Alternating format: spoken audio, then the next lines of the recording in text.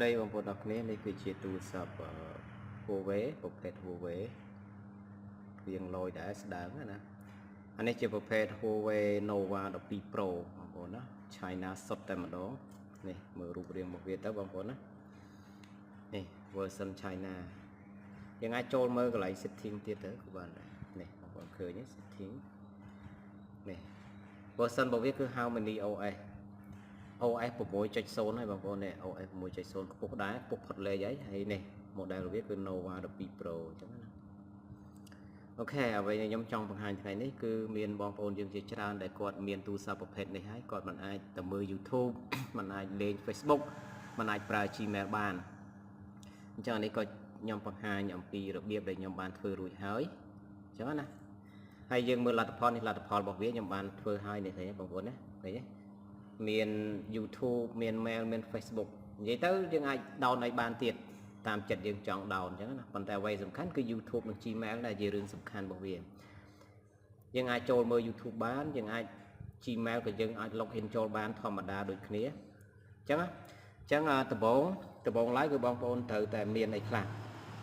ទីមួយគឺបងប្អូនត្រូវមានចូល setting បងប្អូនត្រូវមាន Huawei ID ណាដំបូងណាដំបូងត្រូវមាន Huawei ID ដូចខ្ញុំមានហើយអីអញ្ចឹងណាមាន Huawei ID នឹងមួយអញ្ចឹងជើងសើតែ login Huawei ID ឲ្យហើយបន្ទាប់ពី login Huawei ID ហើយនេះឃើញមាន Huawei ID ទេនេះគឺ Huawei ID បន្ទាប់ពីមាន Huawei ID ហើយបងប្អូនចូលមកកាន់កន្លែងនេះ App Gallery នៅពេលដែលបងប្អូនអត់ទាន់មាន Huawei ID ពេលយើងចូលកន្លែងនេះដំបូងយើងចង់ search អីគឺវាទាមទារឲ្យយើងបំពេញ Huawei ID នៅក្នុងហ្នឹងអញ្ចឹងបងប្អូនណាអញ្ចឹងខ្ញុំបានបំពេញហើយនេះឃើញវានៅកន្លែងនេះពេលយើងពេញហើយវានៅកន្លែងនេះ Huawei ID នេះយើងត្រូវ login វានេះឃើញទេយើងត្រូវទៅ login Huawei ID បើនៅក្នុង Play Store គេហៅថា Google Play Store នៅក្នុង Huawei គឺ Huawei ID អញ្ចឹងយើង login វាអញ្ចឹងណាហើយយើងចូលកន្លែង app មកបងប្អូនចង់ down អីក៏ down ទៅយើងអាច search តាមអ្វីដែលយើងចង់បានទៀតយើង Google អញ្ចឹងយើងចុចពាក្យថា Google មកអូខេហើយយើងចុច search ទៅវាឃើញ喺 Google ណាដូចខ្ញុំអញ្ចឹងខ្ញុំបាន down ហើយមួយនេះខ្ញុំបាន down ហើយមួយនេះឃើញទេ Google ខ្ញុំ down ហើយបន្ទាប់មកទៀតបងប្អូន down នេះទៀតបងប្អូន search ទៅមកអញ្ចឹងណាបងប្អូនណាឥឡូវខ្ញុំ down ហើយលទ្ធផលឥឡូវយើងមកមើលលទ្ធផលទាំងអស់គ្នានេះមក blog នេះខ្ញុំបាន down នៅក្នុងនេះខ្ញុំបាន down មាន Google មាន Chrome មាន Instagram មាន WhatsApp មាន TikTok ហើយនឹងមានហើយ Facebook YouTube Chat Messenger ចឹងឥឡូវយើងចូលទៅមើល YouTube ទៅយើងអាចប្រើបានអត់ចេះបោះមកហើយនៅក្នុង YouTube នេះគឺខ្ញុំបាន login Gmail ចូលបានទៀតនេះ Gmail យើងមាន username មានអីត្រឹមត្រូវនេះបងប្អូនណា username ចឹងណាហើយយើងអាចមើលបានអត់បញ្ហាទេយើងអាចមើលបានត្រឹមត្រូវតែម្ដងហើយយើងអាច download យើងអាចឲ្យupdate បានទៀតអត់បញ្ហាទេយើងអាច down មកឃើញទេហើយ down ហើយយើងអាច login បានទៀតនេះឃើញទេ login បានបងប្អូនឃើញអត់យើង login ជាមួយ Gmail យើងបានទៀតអត់បញ្ហាទេយើងបង្កើត channel បង្កើតអីបានឃើញ create channel អីបានតាមដំណើរអញ្ចឹងណាយើងអាចបង្កើត channel បានហើយយើងមាន username ហើយយើងទៅមើល Gmail វិញនេះយើងចូលឡើងនេះមកហើយយើងមើល mail យើងអាចទទួល mail បានឃើញទេយើងមាន mail មានអីគេនេះមាន Google មាន Gmail ហើយមាន username មានអីអញ្ចឹងយើងអាច Gmail អាចផ្ញើ mail ផ្ញើឲ្យបានស្រេចចិត្តយើងទៀតបាទអូខេឥឡូវបន្ទាប់មកយើងទៅមើលអីទៀតយើងមើល Google Chrome យើងចូល Google Chrome មកយើងអាចឲ្យ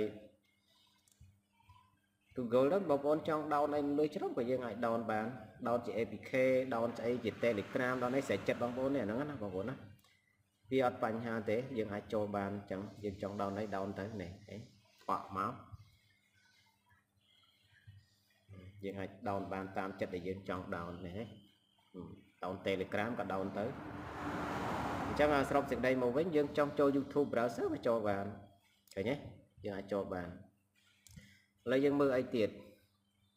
សំខាន់ជាងគេតែប៉ុណ្្នឹងទេហើយតាក់ទងជាមួយនឹង Facebook ក៏យើងអាចចូលបានធម្មតាព្រោះណា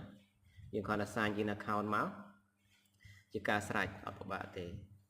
អញ្ចឹងនេះជាប្រភេទ Huawei Nova 12 Pro អញ្ចឹងយើងអាចធ្វើវាដូចជា global បានដែរអញ្ចឹងណានេះ Facebook យើង login ចូលមកហើយ chat ដូចគ្នាដែរ